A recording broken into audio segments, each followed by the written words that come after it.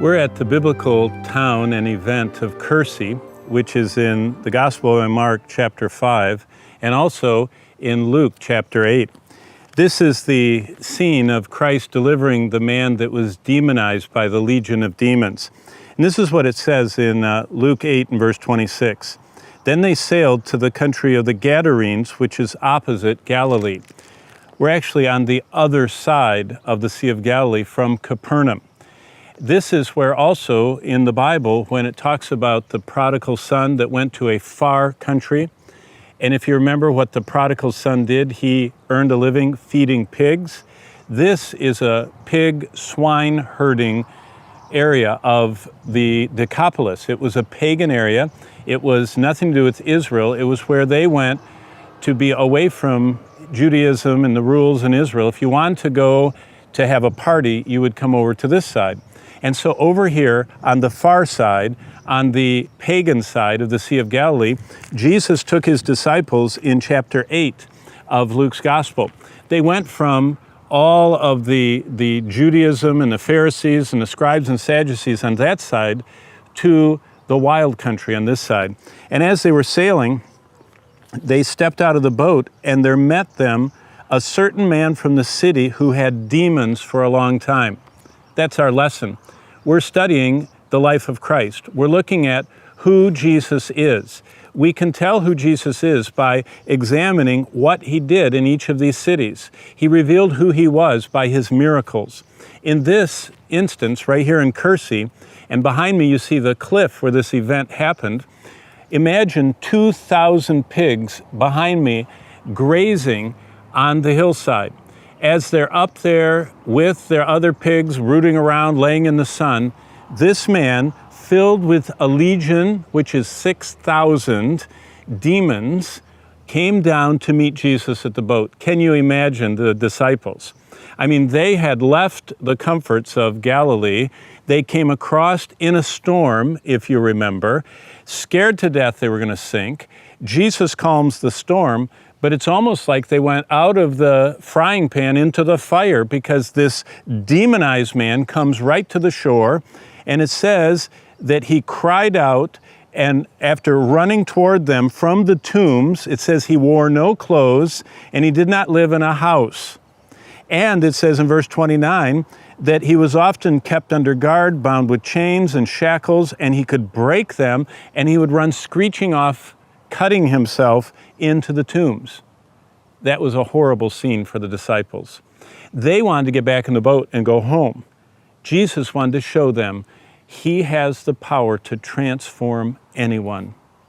Can you imagine someone in more desperate condition than a naked, demon-possessed man cutting his body, bleeding, wearing no clothes, having dangling from his wrists chains that he had broken off, and that man comes running from a graveyard and screeching comes running toward the disciples? I know personally I would have gotten back in the boat, but Jesus said, I want to show you the power that I offer to you, the resurrection power of Jesus Christ. And so Jesus asked this troubled man, this demonized man, he said, what is your name? And he said in verse 30, Legion, because many demons had indwelt him.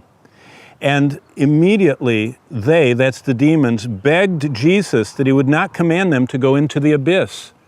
They knew who Jesus was. They knew he was the Lord of heaven and earth. They knew he could command them to go and be imprisoned. And they said, don't do that. And so this man knelt down and with a loud voice said to Jesus in verse 28, what have I to do with you, Jesus, Son of the Most High God? Did you know that's one of the greatest confessions of the Gospels?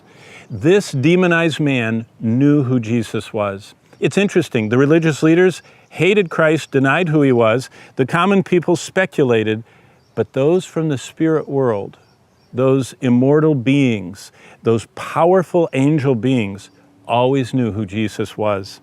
And so Jesus commanded them to come out of the man. and a herd of many swine was feeding there on the mountain. Do you see the mountain behind me? So the demons begged Jesus that he would permit them to enter the swine, and Jesus permitted them. And the demons went out of the man, entered the swine, and the herd ran violently down the steep place into the lake and were drowned. Can you imagine the sound and the amazing sight of seeing 2,000 pigs running violently down that hillside and just going straight into the Sea of Galilee? And it says those who fed them saw what had happened, and they fled and told everyone in the city and in the country. So Jesus stayed, and this man needed teaching. He needed to know who Jesus was, and Jesus began instructing him. Some of the other disciples must have had extra provisions with him, because when the crowd comes, this man is clothed. Someone gave away their clothes, their extra clothes, to this man. And when all the townspeople made it, in verse 35, they found him from whom the demons had departed, sitting at the feet of Jesus, clothed and in his right mind. And they were afraid. Jesus has amazing power. Jesus can transform anyone. There is no one beyond his power to transform. No one is too bad, too entrenched or enslaved by demons or sin or occultic practices or evil or wickedness. Jesus can transform anyone. Luke chapter 8 tells us Jesus holds our destiny in his hands. All we have to do is come and cry out to him and come to his feet like this demonized man. And there he was, looking up at Jesus, sitting at his feet, learning about the God of heaven and earth. That must have been amazing. It must have been amazing to see. It must have been amazing to sit at Jesus' feet for that moment and have him teach that brand new believer. Don't you think sometimes, wow, I wish I could have been there? Do you know what's amazing? You have that privilege every morning. Did you know every morning you can open this book and sit at the feet of Jesus, and he can transform your life? He's transforming mine. He can transform yours. This side of Kersey, what a blessing.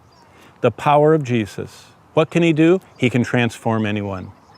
Just cry out to him, like that man did. In all of his disability, he came to the one who was able, and Jesus transformed him. Let's let Jesus loose into our lives to transform us today.